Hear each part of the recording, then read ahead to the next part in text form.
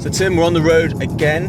This time we're heading down to Cornwall. It's not holiday season. Where are we heading? So we're going to Gioumpasis. We're going to a little pub that's run by an interesting couple. They met in Bristol University. They took over a really rough pub in a really rough part of town. In Bristol? In Bristol, yeah. They took over the lease on it and they created quite a little phenomenon. I heard about them opening up a place down here in Gioumpasis, which is a small fishing village. It's really quite tiny. I don't think I've taken you anywhere as tiny as this.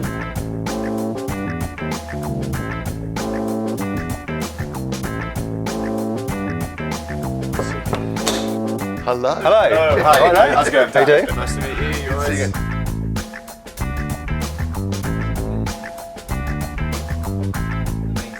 So Chris, tell me about the King's Arms. We're here in the kitchen. Kind of kitchen we've kind of done ourselves a bit, it's on a budget. Downstairs is, it's the pub and the shop, it's a multifunctional space, as is this. This is our own kitchen as well. We live upstairs. It might not suit everyone, but it does the job for the moment. You're not from this part of the world originally. What drove you to leave Bristol and set up this business? Basically just wanted to get out of Bristol, really. Had a small child as well, so my wife especially wanted him to grow up in Devon. We kind of missed Devon and just overshot a little bit and ended up in Cornwall. We've had other places that we've managed and run. I mean, the Green Man was kind of like ours as well in Bristol. That's quite a small pub, as is this. Is there much of a sort of divide between the people who've lived here forever and maybe those who, are seen as kind of out-of-towners? Local fishermen and all the rest of the fishermen have just been fantastic. Farmers have been fantastic. We're here to buy local fish, and local farm stuff as well. How much of the produce that you use here is locally sourced? Certainly all the seafood and, and all of the meat is.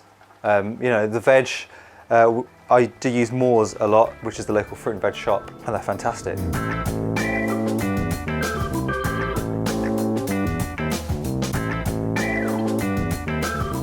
So how did you guys meet? How did you start working together?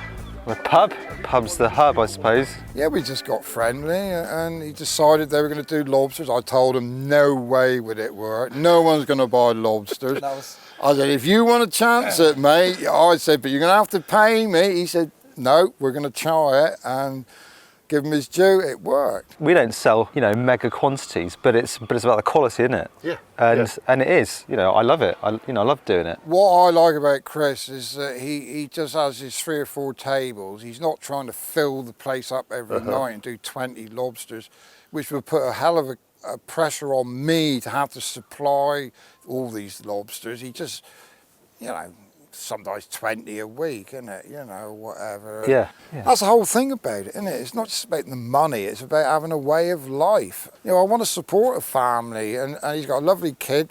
They come out on the boat, Chris comes out, Alfred comes, and then he catches mackerel. So you actually go out and haul up pots? I have done, yeah. I've done. he don't like me shouting at him, that's the only thing. One of the first times he come on the boat, we were over on the steps, and I said, jump aboard. Oh, so God, he literally jumped and he went right through the arches, the wooden arches. I said, what are you doing? He said, well, you said jump. I said, that's a figurative term, you fool. You just got through my arches.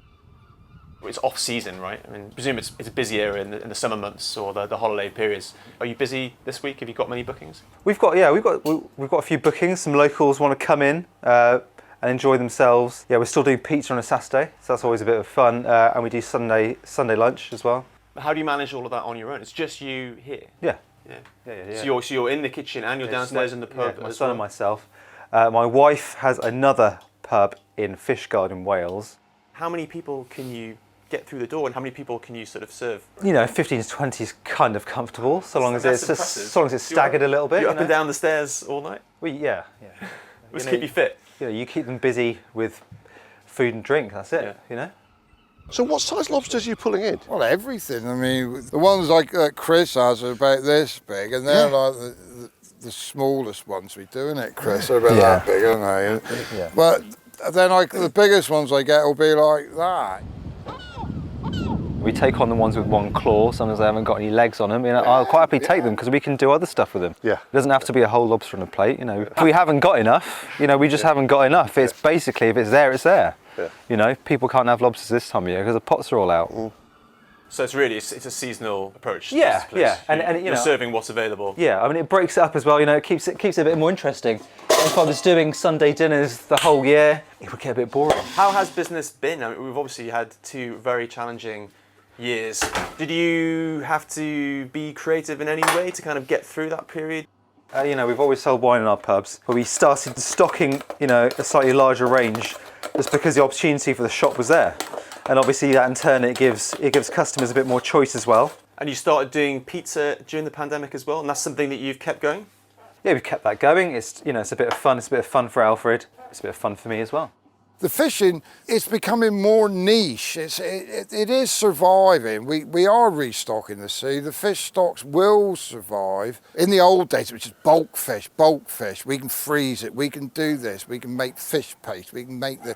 Now we've got to treat it with a bit of respect and targets the certain species which are going to make high money and people want, you know. But that sounds like precisely the partnership you've got. I mean, effectively together, you can get it out of the sea and into wealthier people's pockets at some speed. That's working. I mean, we could charge a high premium for people eating a lobster in the pub, but you know, I want to make it accessible.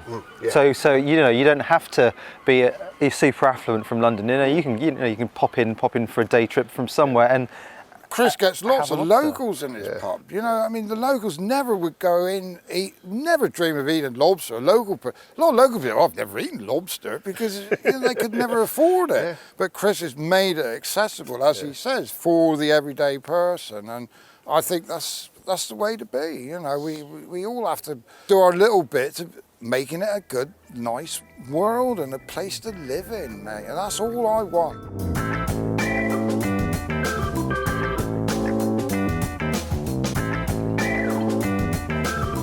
So you've turned this place into a wine shop as well as a pub, and you've started selling pizza. Any other bits and pieces on the side? we're trying to set up a food school at the Knee-High Barns in Gorran. You know, we do catering there as well. It's a nice open area, it's got a nice courtyard. Communal eating, it certainly fits in there. So if we can get the children involved, you know, in the food school, teaching them stuff which actually isn't very far from Gorran School. Yeah. And how old are these kids? My son's 9 at the moment. He's got a couple of years left at Gorran. That's a great age to get them, and if you can interest kids at that age, then you've got them for life. Absolutely.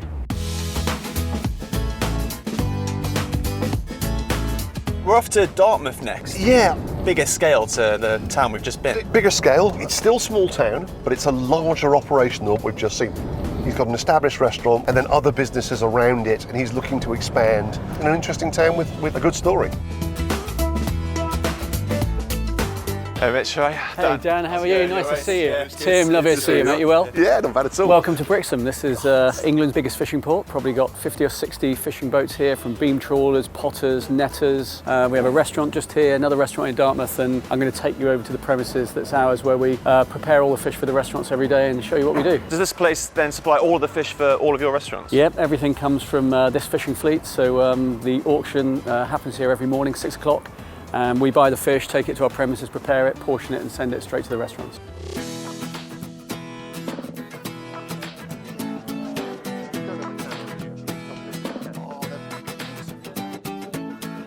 So this place must have been a godsend during the pandemic, but as we're coming out of that, we've got these inflationary pressures. Does it protect you from some of that, do you think? I think it massively protects us, Dan. I think if I was sitting here as a fish restaurateur now and having to accept all the price rises that are coming in without being able to do any sort of make tactical moves, I think we'd be finished. So 70% of the world's cod and haddock comes from Russian boats up in the Barents Sea. And obviously with the current crisis that's going on, that's not in the market anymore. And so prices of cod and haddock have risen 40–50% in the last week alone, and they're going to carry on rising. So it's good for the local industry here, because we're now buying certain sizes of hake, MSC landed hake here. We're buying whiting, which is a fish that, you know, is always not really prized and valued, but we're buying tons and tons of it at the moment, filleting it down. You saw the guys in there, they're preparing hake and freezing it ready for the summer. So because the reality is a plate of cod and chips is going to cost 20 quid. And some people are going to be ready for that, and then some people won't be able to get their heads around that. So I wanted to be able to offer people, local fish at a better price. So really, it's good all round, but I mean, it's something we need to manage with. There's other pressures, like in all the rockfish restaurants, they fry fish, they use sunflower oil. In 2 weeks' time, our supply of sunflower oil runs out because it's all come from Ukraine. So what happens next? I don't know. I think these are the challenges that we're dealing with day by day. I mean, in a way, COVID was sort of easy. You knew your restaurants were closed, you had some help, and you had some money, and you were able to kind of work around it and do some, fresh thinking. But now we're having to operate a business with inflationary pressures in energy, seafood, and really you have to start thinking much more tactically about how you can do it and how you can move on. Yeah. And customers are going to feel they've got less money to spend. They are. We used to kind of fix the price that we would buy from here to there, and we would absorb the daily market prices. But in the future, what we're going to have to do is pass on those market prices. So if whiting prices go high, they'll be high in the restaurant, because there won't be a chance to kind of level it out. So we're going to be changing our prices every day in line with market prices.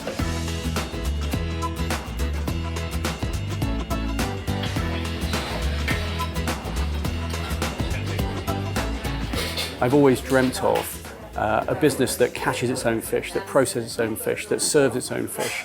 And that's the reason you go to a fish restaurant, right? It's all about the supply. And you need a fantastic chef to be able to handle it, and you need fantastic people to be able to serve it. But to know that the fish has been caught by the restaurant's own boat makes it pretty special. I would expect to pay quite a lot to eat here, properly, decently, and be treated. But also, you've got places where you've got little families and kids in high chairs, and there's a takeaway that looked like a chip shop to me further down the road. So you're covering everybody at every price as well? Yeah, so the idea is, there's nothing nicer than having a piece of fried fish overlooking the sea with the smell of the water in your nose. That's a wonderful experience, and that doesn't cost as much as a restaurant. Then you can go to the Rockfish and take your family in there, and you can eat turbot and Dover sole, but you can also eat some fried fish and chips, which is good. And then of course you come here and you treat yourself to some magnificent cooking and the same magnificent seafood. And you believe that sustainability is possible down through all those price points? Absolutely. Right the way to the chippy, effectively. Absolutely. We're able to understand from the local producer organisations, from the fishermen themselves, scientists, the chat around the quay. You just know what's going on down there, and of course that helps you to be able to convey the sustainable message.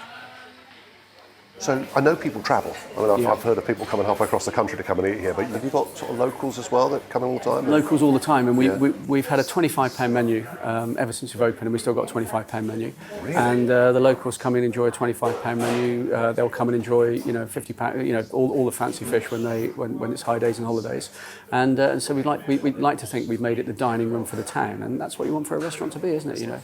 And you're passing this on to your kids, the whole thing, or are you bringing them into the operation? No, I think that, it was one of the things that Matt and I always used to think about when we were in the kitchen is who's going to carry this on afterwards. And, I haven't cooked for the last 5-6 years, and Jake and Ben have been sort of working, and it just made sense for them to take the food in their own direction. But they embrace the ethos of amazing fish, cooked simply, fresh pastas.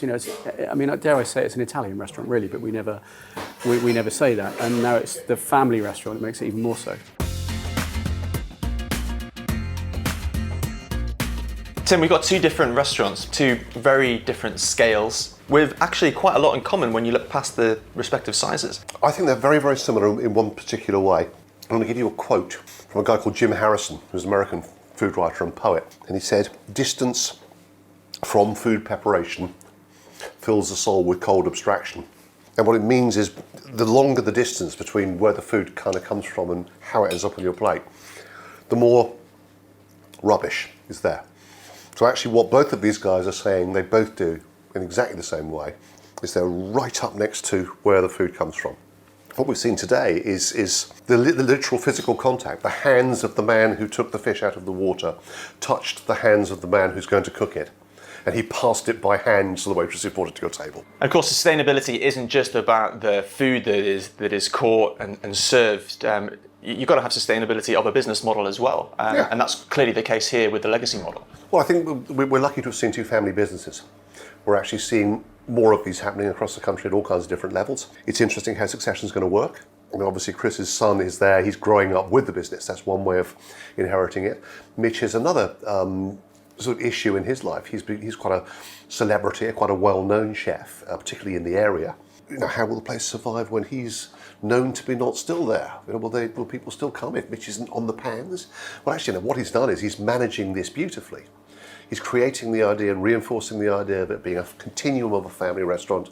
And also, at a time when nobody can find staff, he's got some very, very high quality staff here. And they're obviously thinking, this is a place I want to work. He obviously looks after his people. It's another kind of sustainability, people sustainability. I'm from regional Australia and Victoria, so not near the sea at all. Quite ironically, I left Australia, a very small town, destined for like the big city. Just very naturally, I met Ben, found the seahorse, and it all just sort of felt really right, and it still feels right being here now. It's very calming. I was struck by how busy it is today. Yeah. How important is the sustainability ethos to your customers, do you think? Or is it just a question of the fact that you guys serve really, really great food in a really, really lovely environment? I mean, people are obviously here because they're happy, they like the food, they love the environment, but sustainability is a super important thing. People are more and more aware of it. So you feel better about enjoying something that's really delicious and wonderful when you know that it is being sustainably sourced as well. One thing that we were really struck by was the atmosphere in the kitchen. It just feels like, you get this idea in your head about what a kitchen might feel like, and it doesn't feel like that at all in there. Is that because of the family setup here? Everyone here is incredibly close. There is a brilliant relationship, working and personal, between everyone. How do you keep that going? What's the secret? A beer on a break, making time, to check in with people. Yeah. Are they okay? Taking a personal interest in how they are inside and outside of work. Yeah, looking after each other, definitely. Especially after the past couple of years you've been through, is really important. Sure. Yeah, definitely. And do you think that other restaurants around the country, and yes, customers as well, can learn something from these guys? I live in London. Can you ever really eat as sustainably in restaurants there as you might hear? The food has to get to London, of course. I think one of the things we've proved is there are so many different kinds of sustainability, aren't there?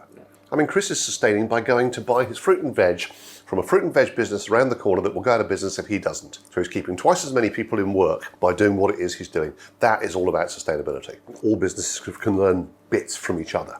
Not everybody can have a restaurant in an area like this. They have their own disadvantages. Difficult to find staff, very, very seasonal customer base. These are problems, but actually they're able to do something that's very, very connected with their supplier. Other restaurants can't necessarily do that, but they should be looking at the creativity that's involved in problem solving and trying to find their own routes out through it. This is a powerhouse. They're making considerable amounts of money and they're moving it around within the business. It's being reinvested in the community, in the people, in the staff, in the suppliers. They're putting money back into boats and chilling machines and wrapping machines. By almost any standards, that's a phenomenally exciting business story.